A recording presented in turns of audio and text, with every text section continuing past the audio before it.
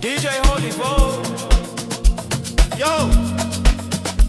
You're locked into Point 5 Creative Studios, where Africa's stories aren't just told, they're produced.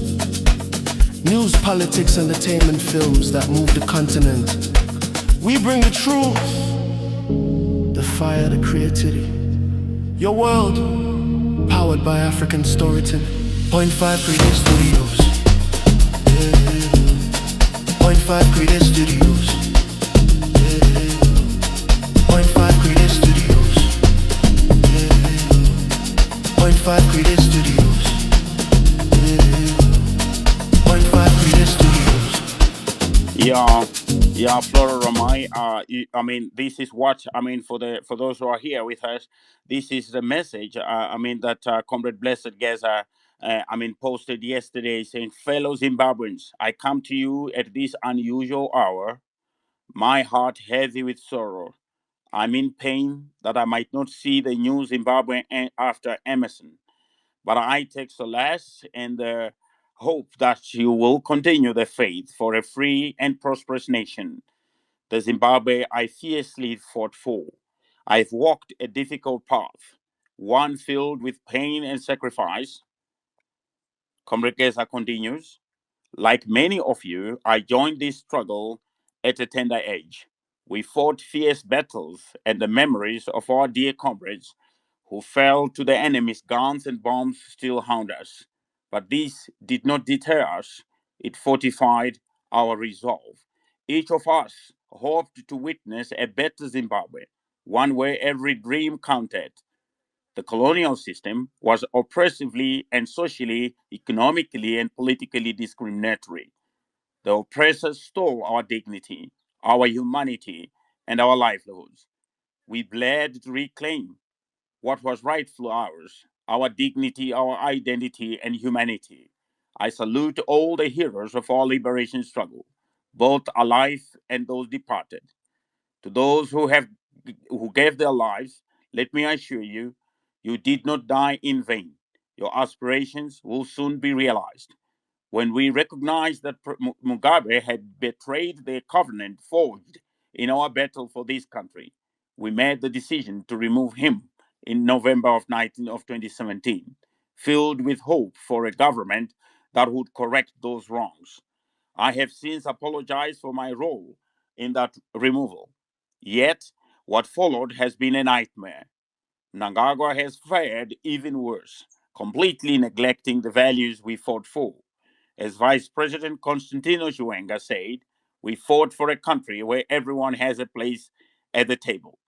Yet today, we witness unprecedented levels of corruption with Emerson, his sons, and a select few like Kudata Gure, Wick Nochivayo, and Scott Sakupanya pillaging our nation. These Ganandes have captured the state. They are robbing this country dry. They are stealing from you, from your children, and from your future. We're witnessing a collapse of public institutions, cronyism, and nepotism like we have never seen before.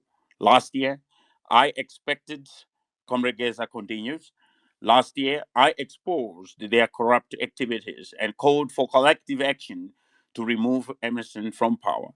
But shamefully, using surrogates like Ziambi and Virginia Mabiza, he seeks to reward himself with more years to loot our land dry. This will never happen. I vow to fight this from the grave. Vana vaziambi mucha manya chete. As I reflect on my journey, my heart acts not from despair, but from overwhelming hope that you, the people of Zimbabwe, will unite to reclaim our land from the self serving and corrupt leaders of today. In a nation rich in potential and mineral wealth, I have seen many of you break down in despair. We have suffered under the weight of betrayal, and yet we have risen in defiance. Our dream is within reach, brothers and sisters, comrades and friends. The path we have walked together is paved with tears. Last year, as I stood before you, I proclaimed, we will not rest until those who loot our resources are brought to justice. Those words were not mere rhetoric, they reflected our collective pain and yearning for freedom. I've demanded that our leaders understand the burdens you bear, the hunger, the heartbreak, the dreams deferred. We cannot allow the thieves in power to rob us of our future. With each shout against corruption, I felt the spirit of our fallen heroes rise within us, urging us to reclaim our birthright. As Vice President Chiwenga wisely warned, a nation that allows corruption to flourish, he continues, Comrade Geza, he says, a nation that allows corruption to flourish is doomed to fail. Our fight is against Emerson and his corrupt cabal. We must not allow them to crush our spirits. Together, we hold the power to demand change and ignite a new world for our children. As I speak to you now, I feel my energy sapping. I might not be here tomorrow, next week, or next month. Yet I will be gratified knowing I fought a noble war and that you will carry it forward. Charumbira, Right, can you we hear me? cannot be able. We cannot hear. I mean, I think his network is a bit of a problem, ladies and gentlemen. At the very end there, when I was just reading, you know, it became even very heavy for me because also, when I remember my own parents and how they fought in the liberation struggle together with my uncles and my other cousins, and me also having to grow up without a father. My father having passed on when I was still young, having wished to have had him for much longer. I'm saying, I mean, when I read such kind of, a message from a war veteran, you see, it really, punches on my heart directly. You can never, at any moment, those Robo asked earlier to say, how does it feel for the war veterans? I mean, when they face challenges and face struggles in their daily living, I want you to know that there is absolutely no individual who can understand it except them. It is the same as when you grow up without your parents, and no one else can ever fully comprehend, fully understand, how you feel except you, the individual that is in that situation. Well, others can commiserate with you, others can feel for you, but ultimately it is you who is in that situation who can only be able to understand the situation. I mean, to express perhaps how you feel.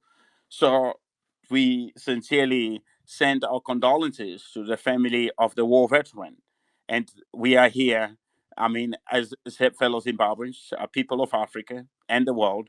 And again, we are, of course, deliberating on what has just happened with Comrade Blessed Geza. Before I move on to the other speakers, please remember that the hope we have, us and our children and our children's children, let it be the same hope they have all others and their children and their children's children, those whose homes we will never know and those whose countries we will never visit. For the hope of a Zimbabwean child must be universal, because this is about our people, it is about our country, and this is yet another day and another hour we meet to deliberate on issues affecting our country.